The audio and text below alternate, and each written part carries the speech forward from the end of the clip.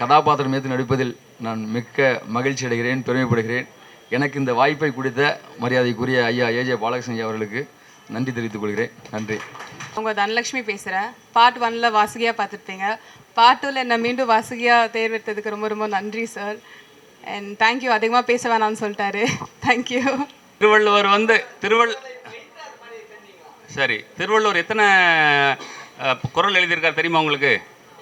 தெரியல. சரி, அதில் அதை 3ஆக பிரிக்கணும். அறத்துப்பால், பொருட்பால், இரவில் காமத்துப்பால். இரவில் தானே இது. அப்போ அவர் அதையும் எழுதியிருக்காருல்ல, அவரால் அதை விட்டு தப்பிக்க முடியலல்ல. அப்படி தானே பார்க்கணும் அதை. அதனால் நான் அதை படமாக்கியிருக்கேன். ஆமாம்.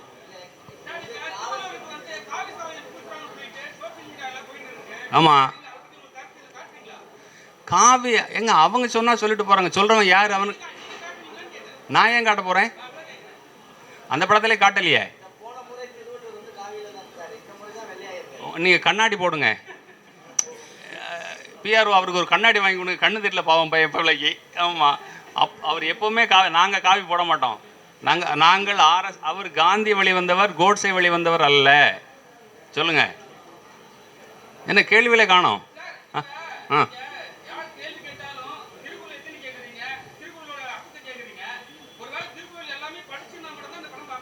இல்லை, அப்படி கிடையாது. அவர் கேட்குறவர் அதில் காமத்து பாலை மட்டும் வச்சுங்க. அவர்கிட்ட மட்டும் உங்கள்கிட்ட நான் கேள்வி கேட்டேனா?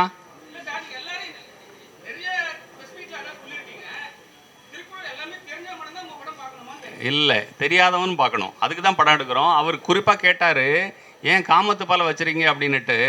வள்ளுவரே தவிர்க்க முடியாதது காமம். நான் தான் பார்க்குறேன். என்ன இவர் அறம் சொல்கிறவர், பொருள் சொல்கிறவர், இவர் ஏன் 250 பாட்டை காமத்துக்கு எழுதினார் அப்படின்னா அவரே அதால் தவிர்க்க முடியல.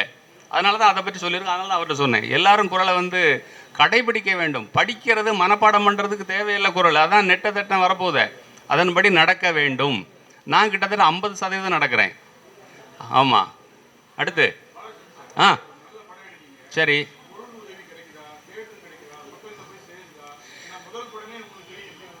இல்லை ஜானை, அதாவது காமராஜ் எடுத்தோம் 80 லட்சம் ரூபா அந்த காலத்தில் செலவு.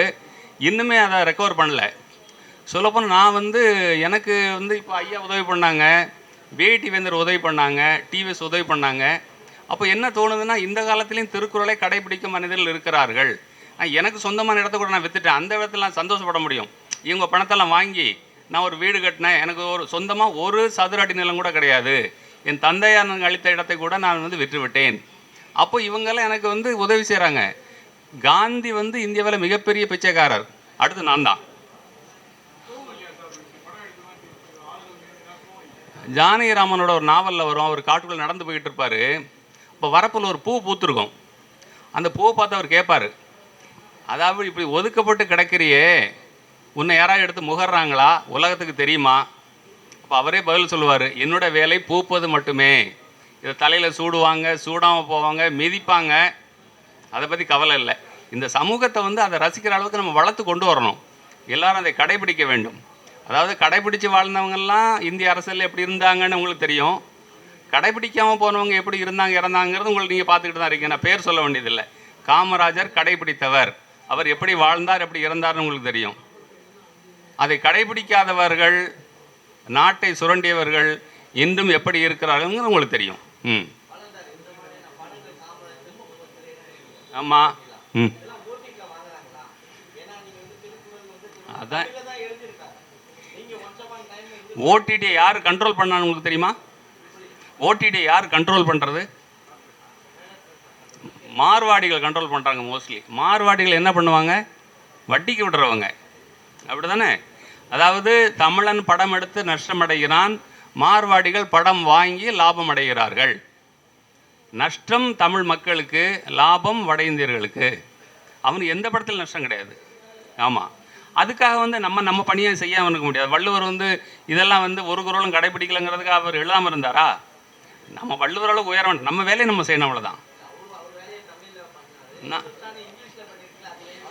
ஆமாம், இந்த ஜியு போப்னு ஒரு ஆள் இருந்தார்.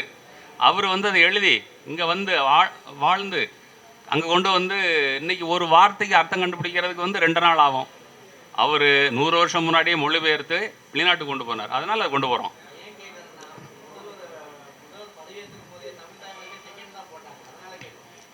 தமிழ் தாய் வாழ்த்து நீங்கள் அவர்கிட்ட கேட்டுக்கணுமா இல்லையா? அங்கே உள்ளே போனீங்க? இல்லை இல்லை இல்லை இல்லை உள்ளே விட்டாங்களா அவங்கள?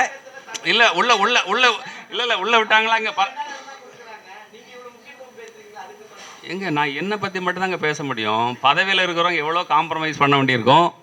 என்ன வள்ளுவரை பற்றி பிரச்சாரம் பண்ணுறவங்க அந்த வழியில் இருக்காங்க. இன்றைக்கி இப்போ கோட்டை உங்களால் போக முடியுதா? எங்கள் ஆட்களாம் போக முடியாதபடி இருக்குன்னு சொல்லிட்டு வந்தாங்க. இதை நீங்கள் போடணும்னா போடுங்க. ஆமாம், இரும்பு கோட்டை இரும்பு கோட்டையாக இருக்கிறது.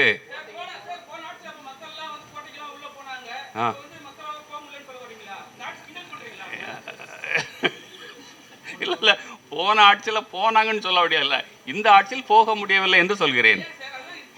இல்லை, எங்கள் இன்விடேஷனையும் கொண்டு போய் கொடுக்க முடியலையே. எங்கள் இன்விடேஷனை வந்து யாரையும் ரீச் பண்ண முடியல. கோபம் கிடையாது, அவங்கள அதை ஃபாலோ பண்ண நாம் நினைக்கிறோம். அவர்களை வந்தது காட்சிக்கு எளியோன் அப்படின்னு சொல்கிறார் வள்ளுவர். காமராஜர் காட்சிக்கு எளியவர் இருந்தார், நேரு எளியவராக இருந்தார். அதாவது ஜெய் கிஷான் ஜெய் ஜவானம்னு ஒரு திட்டம் வந்தது 1960களில். பிரதமராக வந்து சாஸ்திரி இருந்தார். என்ன சொன்னார்னா, இந்தியர்கள் வந்து உணவு பற்றாக்குறை இருக்குது, ஒரு வேளை சாப்பாட்டை திறந்துருங்கன்னு சொன்னார்.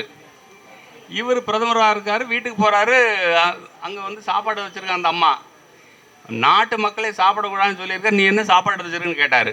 இது இந்திய பிரதமர்கள் இருந்த நிலைமை. ஆமாம், இதுக்கு நீங்கள் எதாவது கேள்வி கேட்பீங்கன்னு தெரியும், கேளுங்க.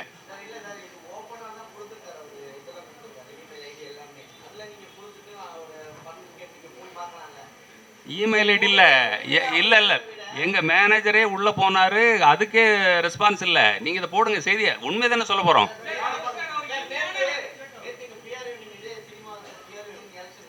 சரி,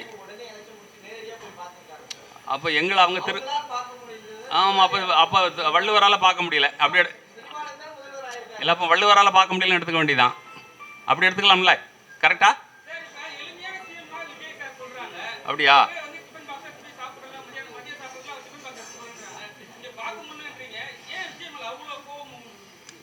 யாரு ஏங்க, கேமரா என்ன பார்த்துருக்கு, உங்கள் கேள்வி பதிவாகாது. நான் சொல்கிற பதில் தான் கேட்டுமா? சரி, ஓகே. நீங்கள் எதில் சாப்பிட்றீங்க? இல்லை, டிஃபன் பாக்ஸ் கொண்டு போகிறீங்களா நீங்கள்? இல்லை இல்லை, அவர் சாப்பாடெல்லாம் சாப்பிட்றாரு, அவர் வீட்டில் அவரே ஃபோன் எடுப்பார். சரி சரி, பணம் உள்ளவங்க எதில் சாப்பிடுவான்? ஆமாம், அப்புறம் என்ன?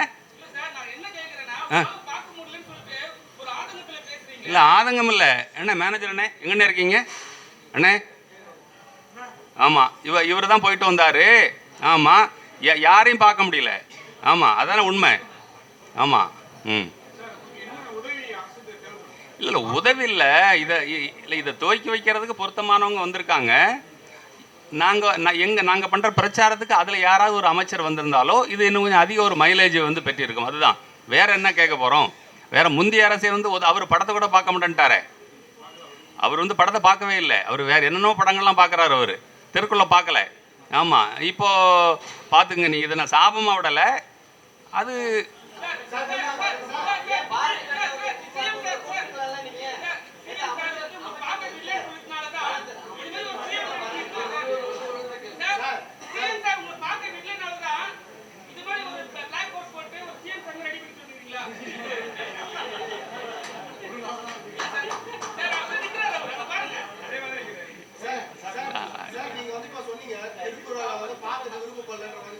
யார் விருப்பப்படல?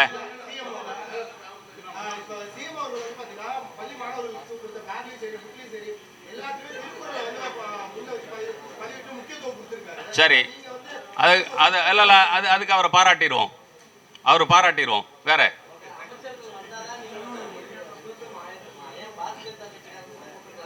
நான் இப்போ தான் சொன்னேன், வந்து காந்தி வந்து வள்ளுவரோட பிரதிநிதி, கோட்ஸே வந்து ஆர்எஸ்ஸோட பிரதிநிதி, ஆர்எஸ்எஸோட வழித்தோன்றல்கள் வந்து பிஜேபி, நான் பிஜேபியை கூப்பிட்டு வந்து நான் வந்து ப்ரெஸ் நடத்த அது அது எனக்கு பொருத்தமாக படலை. அது துறை சார்ந்த அமைச்சர்கள் வந்து நல்லா இருக்குன்னு பார்த்தேன். அந்த துறை வேண்டியதில்லை எனக்கு, அவங்கள தெரியும், அவங்கள கூப்பிடல. ஆமாம். ம் சரி. ஆ இல்லை, அவர் ஒரு கெஸ்ட்டுங்க. அவர் வந்து இங்கே நீங்கள் ஐயா ஐயா ஐயாவும் கருப்பு கோட்டில் வந்திருக்காங்க, நீங்கள் ஐயாவை கேட்பீங்களா? அதெல்லாம் இல்லை. அதாவது எங்களுக்கு அவர் மேலே என்ன வன்மம் இருக்க முடியும்? நான் அவர்கிட்ட கால் ஷீட் கேட்டேனா, படம் பண்ணி தர சொல்லி கேட்டேனா? ஒன்றும் இல்லை. நாங்கள் கூப்பிடுறதுக்கான எங்களுக்கு அக்சஸே இருக்கலை, அவ்வளோதான். ஆமாம். என்ன கோபம் அவ்வளோதானே உங்களுக்கு?